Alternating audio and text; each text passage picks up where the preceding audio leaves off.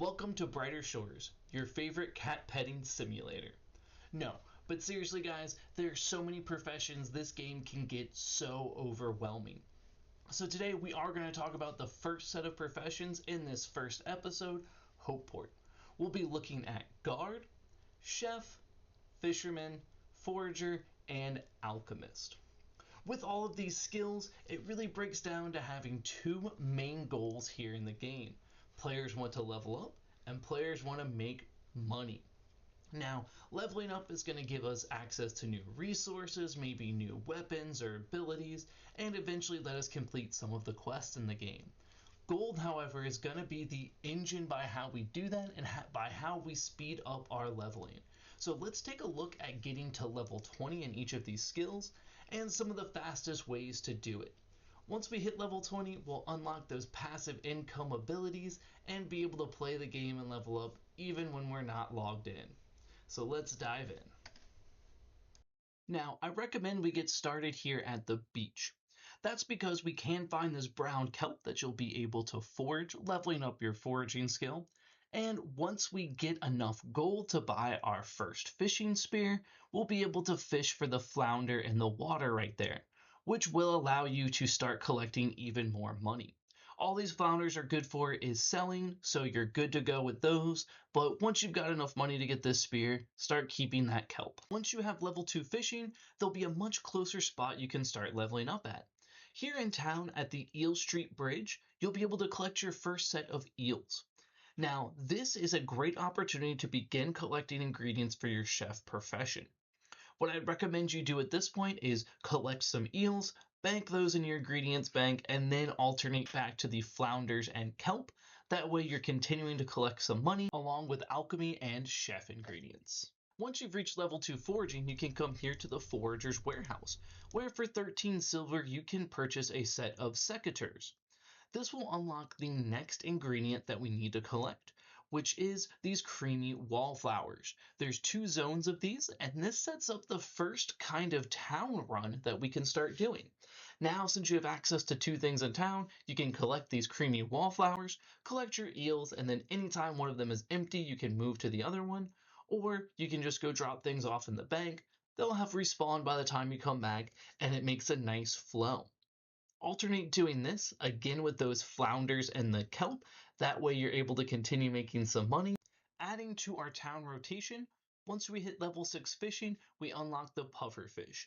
Just past the eels here, you can begin catching these in town, and these, like the flounders, are only worth money. You won't need them for anything else. So get to that shop and start selling them to ramp up your speed a little bit.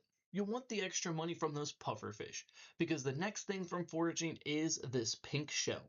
You'll be able to start picking it up at level 6, but you will first need to buy a trowel, which will cost 46 silver, a pretty big investment early on. However, this will significantly change your beach rotation. You'll be able to pick up the shells, the kelp, and those flounders all at the same time, meaning you'll collect even more ingredients in a run. Now, at this point, you may move on to a new level of flounder or even eel as you're leveling up fishing.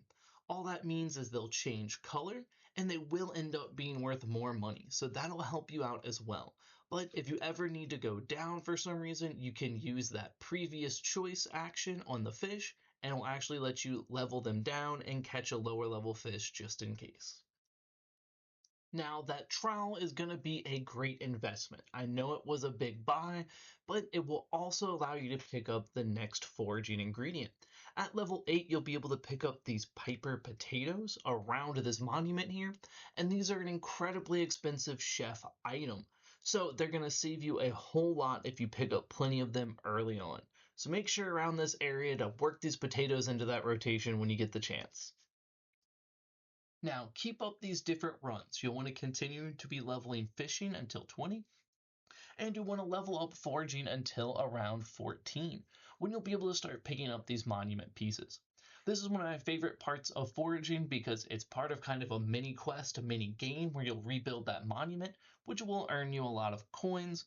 But once you've done all that, you can also just continue to collect these pieces and turn them in for 306 coins a piece, which is pretty easy money making. While you're doing this, you'll be able to collect potatoes and bell peppers, which is something I wouldn't worry about too much. It's actually for a potion we won't get to.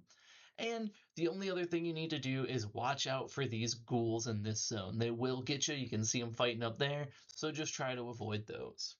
This will be the last piece of foraging that we need to do until we can hit level 20. Now, with our 2 gathering skills out of the way, we'll want to start working on those crafting ones. Now, I suggest we start with Chef, which will mean that you'll want to come here outside of the kitchen and begin buying supplies. You will have to buy some supplies, so I do recommend bulk buying at first. Maybe buy 20 or 30 and just deposit them in the bank, or you can do like I'm doing here and collect just what you need at once. Start with some bacon and some bread, that way you'll be able to come in here and cook that first recipe. Now, after a round or two with those bacon sandwiches, you should be at level 2 at least and ready to cook some jellied eels. This is when all of that fishing really starts to pay off. Collect some gelatin and some eels, get to these pots, and start cooking. You'll want to continue upgrading your recipes, possibly into those bangers and mash until you hit level 9, which will unlock the bounty board. This is when the chef profession really shines and really becomes something that's kind of more fun than what we've seen in the game so far. So, the bounty board. This will have 4 bounties up every hour that you can collect, and you can complete these whenever you want, so there's no time limit on that. I recommend highly just picking up every bounty you see and then going out and either using the stuff in your bank or collecting what you need to complete the bounty. Once you've done that, all you need to do is bring the food to whoever ordered it, and you'll receive not just the value of that food, but a huge greater monetary and XP reward. This is really kind of a mini game, and it is pretty fun to do for a while. This will help fuel all of the stuff that you're going to need when we get to that last crafting skill, alchemy. The alchemy shop here just opposite of the kitchen. Head on in and read the recipe book. You don't have to have anything unlocked to actually read these, but take a look at what you can make. There's going to be 3 main potions, 2 levels of the healing potion and 1 of that XP potion. Now we're going to need 4 main ingredients: brown kelp, creamy wallflower, pink shells, and those white periwinkles. All of these we've been collecting except for those periwinkles, which are opposite of the town hall in town, so you can add that to your run. What you will want to do is to create health potions, either the 5 or 10%, until you unlock those XP potions. Then start making those and using them to help you level alchemy even faster. And don't worry, all the health potions you make aren't going to go to waste at all. We'll use those for the guard profession next. You may want to look into using some of the money from Chef to buy reagents, or you may want to spend some extra time gathering up some of these things. That's why we tried to focus on those ingredients to begin with. All you can really do is continue to make potions, so keep doing that until you're level 20, and if you want to break, take some of those health potions with you and head up to the north gate past our creamy wallflowers. Here you'll be able to fight enemies like crows or goblins, and you'll see that you'll want to put those health potions to use, so that's pretty handy. Now, as far as combat goes, for free to play and for these first few chapters, the only way that you're going to get new gear is by actually fighting. You won't craft it or get it any other kind of way or buy it, so it's useful just to get in there and start fighting. You can find these goblins here, and they're always pretty popular, and plus they drop some pretty good items along with equipment, so they might help you do some other things like cook. And there we have it, the best ways to get to level 20 in all of our Hopeport skills here in Brighter Shores. Now, I do have a few other tips for you. As you're leveling up, don't forget you'll earn these knowledge points that you can convert into XP or gold, whatever resource you think you need at the time. If you do find yourself with some extra gold, go ahead and take that to the enchantress shop, and for 55 silver you can upgrade your gear so that you actually earn more experience. This has lots of levels to it and is something you're meant to do over the course of your entire game, so that comes with you. Even though it's only about 0.01% extra XP, it really does compound and make the grind a lot faster. Now that we've got level 20 in our professions, we can go ahead and begin using those passive skilling opportunities.